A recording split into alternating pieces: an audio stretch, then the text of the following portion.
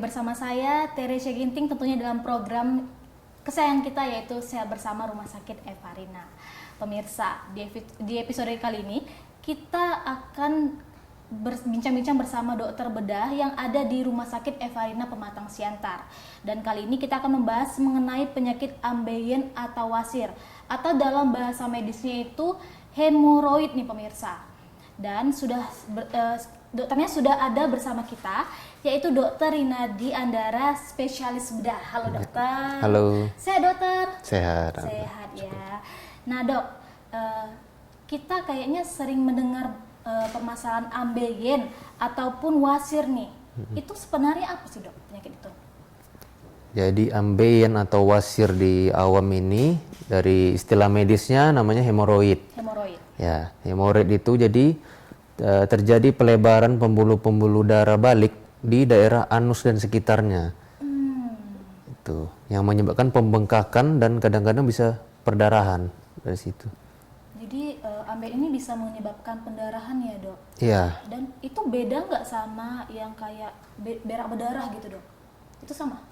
Kalau dia wasir atau ambeien tadi, ya berak berdarah, keluhannya bisa. Oh keluarnya sama? Tapi yang sering dikeluhkan pasien yang pasti benjolan, ada benjolan. Ada benjolan? Benjolannya ini itu yang isinya pembuluh darah tadi yang membengkak. Dan macam-macam dari ambeien itu apa saja dok? Dari ambeien sendiri ada 4 derajatnya. Yang pertama grade 1, derajat 1 itu hanya perdarahan saja keluhannya. Kalau derajat 2 ada benjolan yang keluar di anus, tapi saat selesai BAB dia balik lagi. Pada derajat 3 benjolannya keluar, tapi karena sudah kan itu tadi benjolan isi pembuluh darah. Kalau dia sudah tidak elastis lagi, tidak bisa dia kembali lagi. Itu derajat 3. Tetap membenjol dia? Tetap benjol dia di luar. Pada saat BAB dan pada saat tidak BAB. Pada derajat 4, itu benjolan yang di luar disertai nyeri atau bisa disertai trombosis namanya. Trombosis itu benjolannya berwarna ungu atau kebiruan atau kehitaman. Itu yang sangat nyeri. Oke. Dan penyebab terjadinya ambeien itu seperti apa dok? Penyebab ambeien ini pertama karena dia kelebihan berat badan. Yang kedua karena lifestyle. Suka makan pedas, kemudian terlalu banyak duduk, sedentary lifestyle, dia kerja kantoran 20 jam duduk saja, tidak ada aktivitas. Kemudian mengedan tadi bisa, aktivitas mengedan yang terlalu sering seperti batuk-batuk lama, ibu-ibu habis melahirkan. Itu bisa terkena dari ambeien ini. Oke, dan ciri-ciri penyakit ambeien itu seperti apa dok? Ciri-ciri awal ya tadi berak berdarah, tapi darahnya tidak bercampur dengan kotoran. Darahnya menetes saat setelah selesai BAB, menetes darah segar. Itu gejala awal. Gejala lanjut ya ada benjolan yang keluar masuk saat pasien BAB. Itu seperti apa tuh dok, benjolannya? Benjolannya seperti tonjolan yang lunak, yang kalau masih awal dia tidak nyeri. Tapi kalau sudah derajat lanjut dia disertai nyeri benjolannya. Jadi itu bisa kita lihat kah atau? Kadang kalau yang melihat pada saat BAB ya bisa. Tapi kan kadang orang nggak melihat pada saat dia BAB. Jadi dia kadang meraba, apa ini kayak teraba ada mengganjal atau apa, pas diraba kok ada benjolan. Nah, itu yang dirasakan pasien seringnya. Itulah ciri-cirinya. Terus tadi dokter ada bilang itu misalnya penyakit wasir atau ambeien ini darahnya sendiri yang keluarkan dok. Tidak disertai dengan pupnya gitu. Ya. Itu kalau misalnya ada kasus dia disertai sama pupnya itu dinamakan ambeien nggak dok? Harus diperiksa lagi, diteropong ke dalam apa penyebab dia berdarah. Tapi kalau bercampur dengan kotoran, seringnya itu karena infeksi. Infeksi? Ya, disentri, infeksi dari amoeba, parasit, dari kuman, menyebabkan berak berdarah bisa. Atau keganasan, kanker. Itu bisa jadi penyebabnya dok? Ya. Dan gejala awalnya itu bagaimana dok? Gejala awal tadi BAB berdarah. Panas kah perut atau gimana dok? Panasnya terasa di pinggir anus. Perih gitu ya dok? Perih, terasa perih. Dah, itu aja. Berarti itu gejala-gejala Gejala awal kan? awal Iya. dari ambeien tersebut. Kalau gejala lanjut ya kalau dia disertai infeksi ya bisa membengkak di pinggir anusnya. Itu yang bukan perih lagi, memang duduk pun terasa nyeri. Nggak bisa ngapa-ngapain. Nggak bisa ngapa-ngapain pasiennya. Harus tiduran berarti dia. Nah, itulah saat-saat pasien baru mau berobat. Udah sakit parah dulu ya dok, udah sampai membengkak barulah diperiksa lah. Kenapa aku dok gitu ya Iya, dok? karena kan pasien ini kan daerah yang memalukan sebenarnya untuk pasien kan, bahkan untuk berkonsultasi dengan dokter. Malu dia karena ada sesuatu di lubang dubur gitu kan. Padahal kalau diperiksakan lebih cepat mungkin tidak perlu operasi gitu. Jadi kalau dia seperti itu dok, berarti harus ditangani dengan operasi. Iya. Kalau sudah membengkak, sudah infeksi ya harus dioperasi. Dan dok, ambeien seperti yang masih awal-awal tadi tuh parah nggak dok? Atau harus memang bisa langsung diatasi dengan operasi biar nggak ada lagi sama sekali? Padahal masih awal-awal dok. Kalau gejala-gejala awal memang sudah diperiksa oleh dokter ini ambeien, ya bisa dengan modifikasi lifestyle tadi. Ya banyak olahraga, aktivitas, kurangi aktivitas yang hanya duduk, kemudian makan makanan yang tinggi serat, kemudian kurangi makanan pedas. Bahkan tanpa obat-obatan pun masih bisa kalau gejala awal. Hanya mengubah modifikasi pola hidup. Berarti dari pola makannya dan juga sering olahraga, makan yang serat lah ya dok? Ya, yang tinggi serat. Tinggi serat. Sayuran, buah-buahan.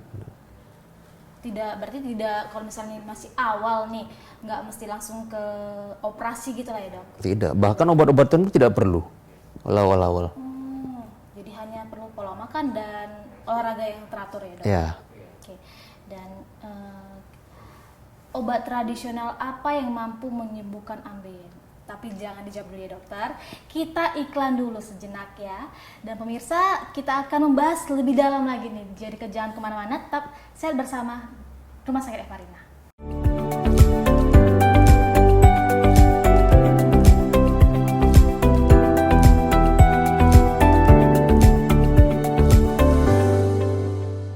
Pemirsa, kembali lagi dalam program acara Sehat Bersama Rumah Sakit Evarina. Nah, lanjut lagi nih dokter. Dari pertanyaan yang segmen sebelumnya nih, obat tradisional apa yang mampu menyembuhkan penyakit ambeien itu dok? obat tradisional ya. Atau misalnya tumbuh-tumbuhan apa gitu biasanya dipakai? Kita kan mengobati pasien, dokter ini mengobati pasien berdasarkan hasil penelitian orang. Jadi kalau tumbuh-tumbuhan atau herbal-herbal itu ya kalau pasien mau mengkonsumsi ya kita balikkan sama pasien, silakan, tapi kita tidak menganjurkan karena belum ada penelitian yang membuktikan itu. Jadi obat tradisional itu mampu nggak menurut dokter untuk menyembuhkan penyakit ambeien tersebut? Sampai sejauh ini belum ada literatur atau penelitian yang membuktikan Bahwa obat tradisional bisa menyembuhkan ambeien. Dan dalam kondisi bagaimana penderita ambeien ini harus melakukan pembedahan dok? Pasien yang berobat misalnya dengan infeksi di sekitar anusnya, sudah terjadi pengumpulan nanah di situ, kemudian dengan nyeri hebat yang trombosis tadi yang sampai membiru, menghitam, itu yang harus operasi. Bahkan itu kulit di sekitar anusnya harus diangkat juga karena kan sudah infeksi, tidak bisa dibiarkan. Dan ini bisa membahayakan nyawa nggak dok? Sebenarnya? Kalau kematian karena hemoroid sih saya rasa belum ada ya, mungkin kurang dari 1% lah kalau kita bicara persentase. Mungkin kalau dia terjadi perdarahan yang masif yang terlalu banyak sehingga dia shock pasiennya, ya mungkin bisa terjadi, tapi itu sangat jarang saya rasa. Oke. Dan berapa lama biasanya proses operasi untuk ambeien ini dok? Tergantung lagi derajat keparahan. Kalau dia sudah terjadi pembengkakan luas, kan anus kita seperti lingkaran. Kalau dia pembengkakan di seluruh seluruh bagian anus ya bisa lama, bisa mungkin 1-2 jam. Tapi kalau dia masih derajat awal, masih ambeien masih di dalam, itu kan kita banyak metode operasi, nggak cuma satu. Metode operasi ada yang kita suntik di situ, kemudian ada yang kita ikat pembuluh darahnya, ada yang dibuang kulitnya. Nah, kalau yang pembuangan kulit dan segala macam itu yang lebih lama. Tapi kalau cuma suntik, yang mengikat itu 10 menit, 15 menit selesai. Dan ketika dioperasi dok, apakah ambeien itu hilang atau masih ada sebenarnya? Jadi tergantung pada saat pasiennya berobat. Karena kalau kita ibaratkan jarum jam, yang paling sering terkena itu di jam 3, jam 7 sama jam 11. Itu tiga pembuluh darah yang paling sering terkena ambeien. Nah, jadi kalau misalnya nanti dia datang keluhannya di jam 7, di jam 3 dan jam 11 tidak ada, ya mungkin nanti bisa terjadi. Tapi kalau sudah dioperasi bagian yang jam 7 tadi, tidak kambuh di lokasi yang sama. Lokasi yang berbeda biasanya yang Jadi timbul. misalnya kalau udah satu dioperasi nih dok, ada kemungkinan besar berarti kan dok untuk timbul lagi di dua lokasi yang berbeda. Bisa, sangat bisa. Apalagi dia tidak menjaga pola makan, gaya hidupnya itu terus, tidak olahraga, banyakan duduk. Itulah bisa terjadi di lokasi lain. Oke. Dan apakah ambeien ini menyebabkan infeksi ke bagian lain dok? Bagian lain maksudnya? Misalnya dari infeksi kan itu dari bagian duburnya nih, dan itu akan menyebabkan infeksi ke bagian ususnya misalnya dok. Oh enggak, terlalu jauh, enggak terjadi. Paling dia hanya sekitar, kalau dia terjadi pengumpulan nanah, paling dia hanya di sekitar bokongnya bisa bernanah, tapi tidak akan sampai ke usus. Dalamnya Tidak. Apakah penyakit ambeien itu penyakit turunan? Turunan sampai sejauh ini belum ada yang membuktikan itu genetik.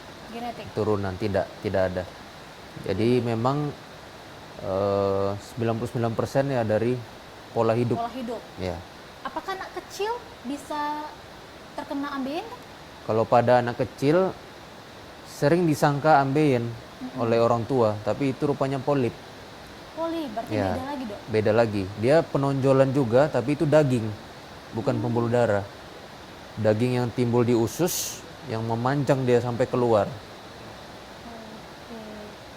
Nah dok, apakah makanan tanpa serat bisa menyebabkan ambeien? Tapi jangan dijawab dulu.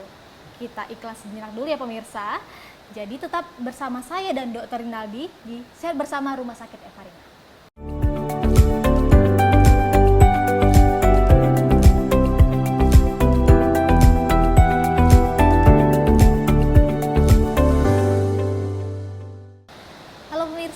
Kita lanjut lagi masih bersama program acara Sehat Bersama Rumah Sakit Evarina. Nah pemirsa, kita tanya lagi nih ke Dr. Rinaldi mengenai penyakit ambeien tersebut. Dokter, Ya. apakah makanan tanpa serat bisa menyebabkan ambeien? Ya tentu, itu berisiko. Karena kalau makanan berserat rendah,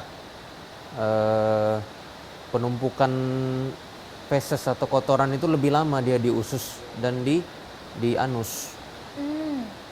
Sehingga dia bisa menekan pembuluh darah yang ada di pinggir situ.